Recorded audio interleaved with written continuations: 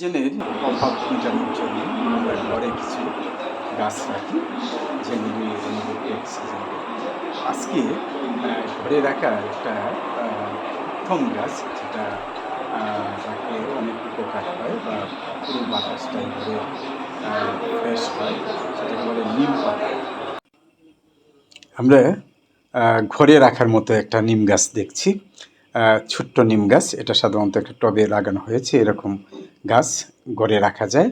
এটার নিচে একটা পাত্রের মধ্যে পানি রেখে এটা রাখা যাবে। নিম পাতা খুব উপকারী। নিমের হাওয়া